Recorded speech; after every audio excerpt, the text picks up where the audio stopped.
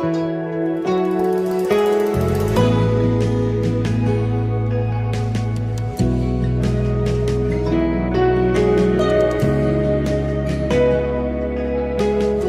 buat Tuhan dimanapun Bapak Ibu Saudara berada. Salam sejahtera dalam kasih Kristus bagi kita semuanya. Hidup adalah anugerah dari Tuhan yang harus selalu kita syukuri dan maknai dengan cara yang diperkenan oleh Tuhan. Hidup adalah pilihan, dan pagi ini menjadi sebuah pilihan yang sangat tepat ketika kita memulai hari bersama dengan Tuhan dan kebenaran firman-Nya. Bapak Ibu yang dikasihi oleh Tuhan, dunia yang kita hidupi saat ini merupakan zaman yang menuntut segala sesuatu serba cepat, efisien, dan terukur dengan tepat. Kita seolah-olah dituntut untuk mampu beradaptasi dengan perkembangan dunia yang kian hari semakin canggih dan lebih praktis. Tidak jarang kita kesulitan dalam meresponi perkembangan ini. Bahkan tidak jarang kita menjadi lelah. Bapak Ibu yang dikasihi oleh Tuhan, sebagai manusia kita memang punya tanggung jawab. Dan memang harus bertanggung jawab dalam hidup ini. Kita bertanggung jawab dengan kerohanian kita, hidup berdekat dengan Tuhan.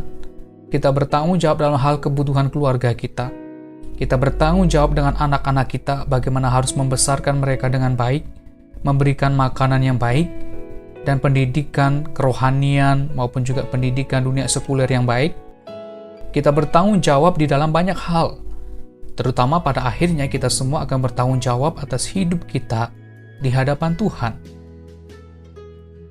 Tidak jarang ketika kita menjalani hidup ini, kita menjadi kurang bergairah, lesu, bahkan mungkin mengeluhkan hidup, dan tidak mampu untuk melihat kepada kebaikan Tuhan, dan percaya bahwa Dia Bapa kita yang baik.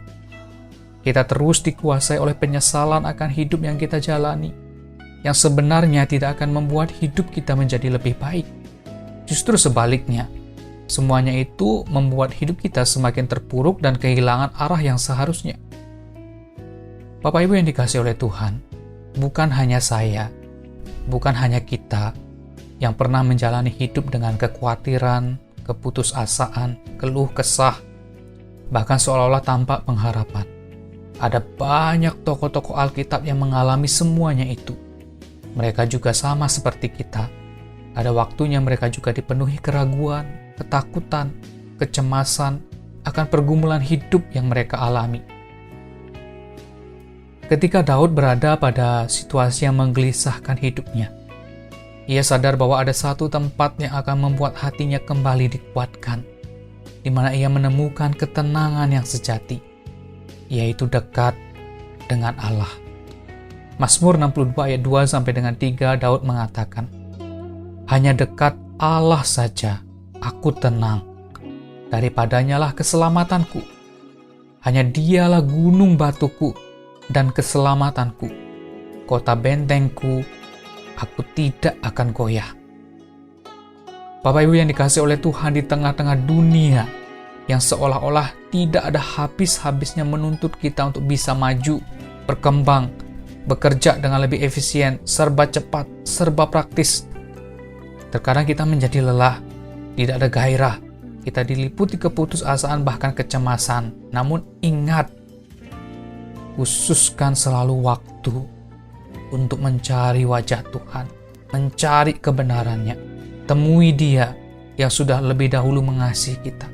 Datanglah ke hadirat-Nya yang kudus, maka niscaya Tuhan akan menganugerahkan ketenangan, damai sejahtera, bahkan kekuatan yang baru.